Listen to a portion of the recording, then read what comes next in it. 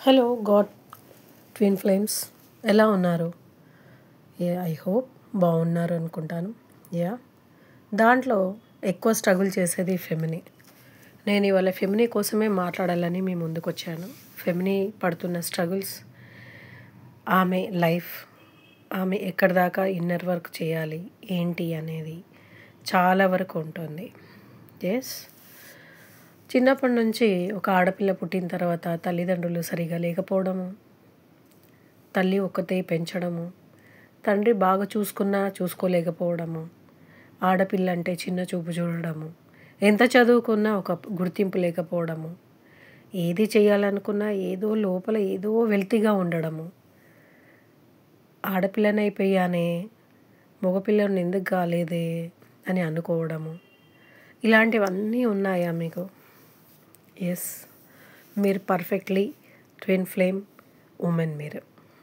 అవునండి, ఈ twin flame అనేది మనకి ఆడపిల్లగా పుట్టిన తర్వాత భగవంతుడు ప్రత్యేకంగా ఎన్నుకున్న ఒక ఒక విధి అనే అనుకోవచ్చు. మనము చిన్నప్పటి నుంచి ఎందుకు భగవంతుడు కష్టపడుతున్నాడా? ఎవ్వరూ పడని కష్టం అంటే ఒక 100 మంది ఉంటారు, సరిపోని ఒక 10 మంది తీసుకుందాం. ఆ 10 మందిలో 10 మంది హాయిగా ప్రశాంతంగా బ్రతుకుతూ ఉంటారు. మన ఒక్కరికే ఎందుకబ్బా ఇన్ని కష్టాలు వస్తూ ఉంటాయి? తల్లిదండ్రులు సరిగా లేకపోవడము, చదువుకోవాలనుకున్న చదువు, ఏదైతే చదువుకోవాలనుకున్నామో అది చదువుకోలేకపోవడము, కులము కానివ్వండి, డబ్బు కానివ్వండి, ఏది ఉన్నా సరే, ఒకవేళ అన్నీ ఉన్నాయనుకోండి, అవి సంతృప్తి లేకపోవడం, ఎప్పుడు ఒంటరిగా ఉన్నాము, ఏదో కోల్పోయాము, మనకేదో కావాలి అని అనుకునే ఒక స్త్రీ తత్వము మగవాళ్ళల్లో కూడా ఉంటుంది. దాన్నే ట్విన్ ఫ్లేమ్ అంటారు. ట్విన్ ఫ్లేమ్ అంటే భగవంతుడు ఎన్నుకున్నదని మీకు నా మొదటి వీడియోలో మీకు చెప్పాను. ఒకసారి మీరు చూడకపోతే కనుక ఫస్ట్ వీడియో ఒకసారి చూడండి. ట్విన్ ఫ్లేమ్ అంటే ఏందనేది మీకు క్లియర్గా చెప్పేసిన నేను. ఒకసారి నేను మీ టైం వేస్ట్ చేయాలని అనుకోవట్లేదు, ఎందుకంటే నేను కూడా ట్విన్ ఫ్లేమ్లో ఉన్న ఒక ఫెమినిని కాబట్టి ఐ నో దట్ ఫీలింగ్. మనం చాలా కష్టపడుతూ ఉంటాం, లేడీస్గా పుట్టి ఉండి కూడా చాలా స్ట్రగుల్ అవుతూ ఉంటాం. ఓ పెళ్ళైన తర్వాత కానివ్వండి, పిల్లలు పుట్టిన తర్వాత, భర్త మంచివాడైనా కానీ మనకి ఏదో లోపం ఉంటుంది. ఇంట్లో ఉన్న వాళ్ళకి ఎంత చేసినా కానీ వాళ్ళకి సంతృప్తి ఉండదు. అసలు వాళ్ళతో మనకు సంతృప్తి ఉండదా, మనతోని వాళ్ళకి సంతృప్తి ఉండదా, అది మనకు ఒక్కోసారి తెలియదు. అదేదో సినిమాలో అన్నట్టుగా పడుకునేటప్పుడు ఒక 2 సెకండ్లు ప్రశాంతంగా నీ గురించి నువ్వు ఆలోచించుకుంటే నువ్వేం పొందావా జీవితంలో అని అనుకుంటాం కదా. అదేనండి, ఏది పొందలేదు, ఎంత చేసినా వేస్ట్, బేకారు అని అనిపించడం. దీని అర్థమే మనకి దీంట్లో ఒక గుర్తింపు కావాలి, మనం దేనికోసమని పుట్టాము, మనం ఒక సెలబ్రిటీ అని కూడా కాదు, మనకి ఏదో కావాలి.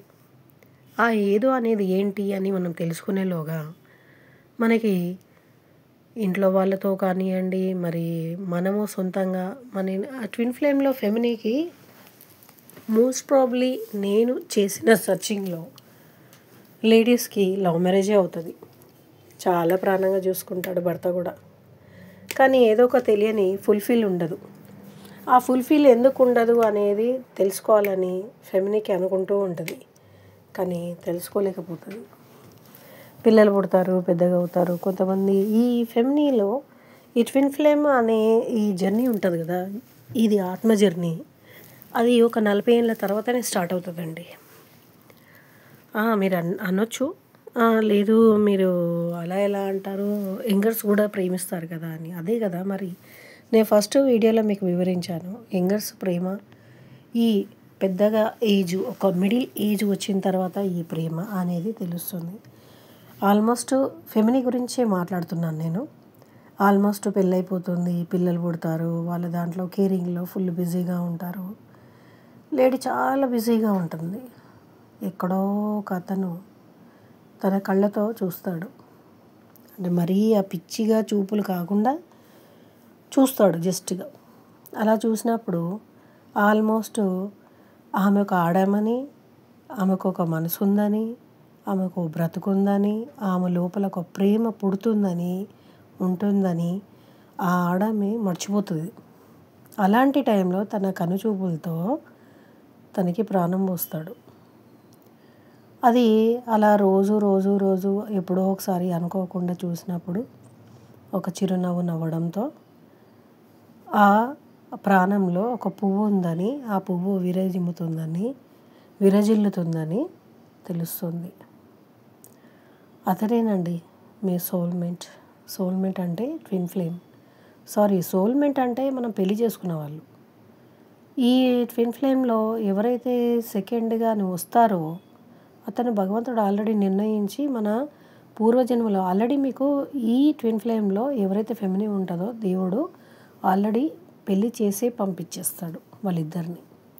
ఈ మధ్యలో ఉన్న ఎవరైతే ఉన్నారో చేసుకున్న భర్త కానివ్వండి, పిల్లలు కానివ్వండి, అత్తమామలు కానివ్వండి, వాళ్ళ కుటుంబ సభ్యులు ఎవరైనా పర్వాలేదు, వాళ్ళందరూ కార్మికులు అనమాట. అంటే మనము పూర్వజన్మలో చేసుకున్న కర్మకి ఫలితాలు వీళ్ళు. మన భర్తని మనం సాధించుకోవడానికి ఎవరైతే ఫెమినిన్ ఈ యాత్రలో ఉందో, ట్విన్ ఫ్లేమ్ యాత్రలో ఉందో తనకు తెలిసిపోతుంది. తన ఆత్మ తనకు చెప్తుంది, ఒంటరిగా ఉన్నప్పుడు చెప్తుంది ఆయన నీ భర్త అని. తనే నమ్మలేని ఈ నిజము తను తెలుసుకోవాల్సి ఉంటుంది. జీర్ణించుకోలేని ఈ నిజము తను పూర్తిగా అనుభవించాల్సి ఉంటుంది. ఒంటరిగా ఉన్నప్పుడు తన ఆత్మని తను చూసుకోవాల్సి ఉంటుంది. తన ఆత్మ తన కోసము, ఆయన కోసము విలవిలలాడిపోతుంది. ఇక్కడ జెండర్ అనేది ఏముండదండి. ట్విన్ ఫ్లేమ్ జర్నీలో డిఎఫ్ అనేది ఫెమినిన్ ఆడమే ఉంటుంది కదా, అది మగవాళ్ళ దాంట్లో కూడా ఉంటుంది. ఒక అమ్మాయి కోసము ఒక అబ్బాయి పెద్దగా అయిన తర్వాత కూడా ఒక సర్టన్ ఏజ్ వచ్చిన తర్వాత అమ్మాయి కోసము పరితపించడం మనం చాలా సీరియళ్ళల్లో అలా అలా చూస్తూ ఉంటాము, అప్పుడప్పుడు వింటూ ఉంటాము. ఎస్, అది కరెక్ట్ అండి. ఒక ఆడమిగా పుట్టిన తర్వాత మనము ఇంత చెయ్యాలి అంత చెయ్యాలి అని ఇంత ఏజ్కి వచ్చిన తర్వాత మనకు తెలిసిపోతుంది కదా.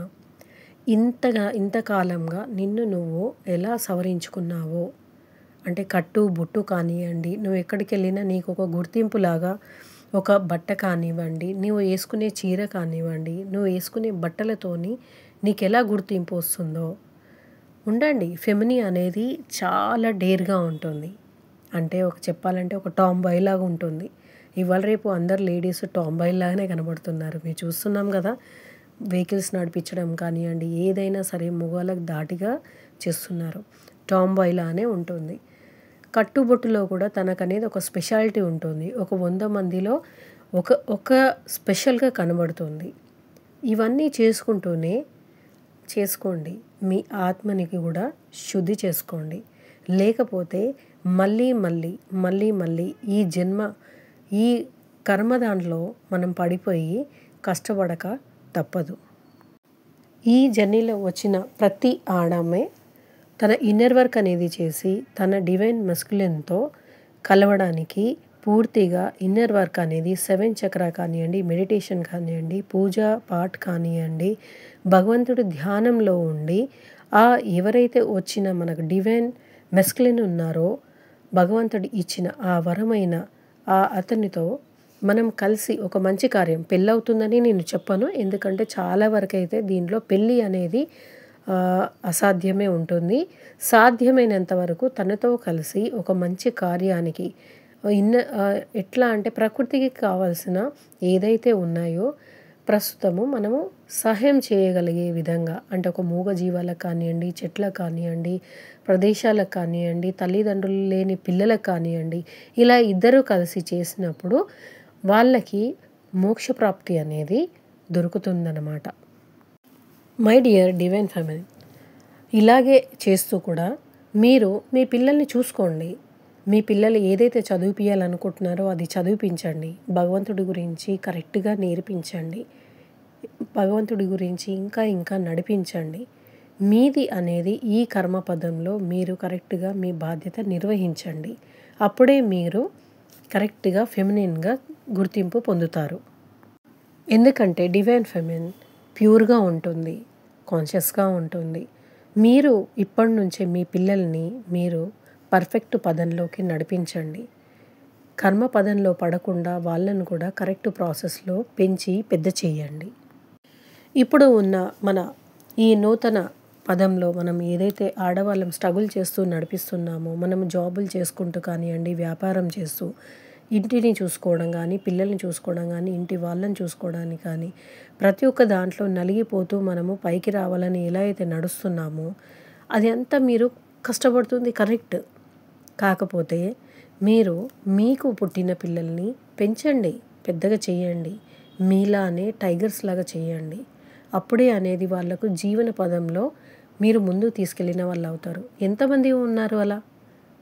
ఎంతమంది ఉన్నారు అలా లేడీస్ అలా కరెక్ట్గా మనకున్న సాంప్రదాయాలన్నీ పిల్లలకి నేర్పిస్తూ ముందుకు నడిపించే వాళ్ళు? చేయండి, చిన్నదాని నుంచే స్టార్ట్ చేయండి. మీరు అమ్మ, ఇది మీ రెస్పాన్సిబిలిటీ కూడా.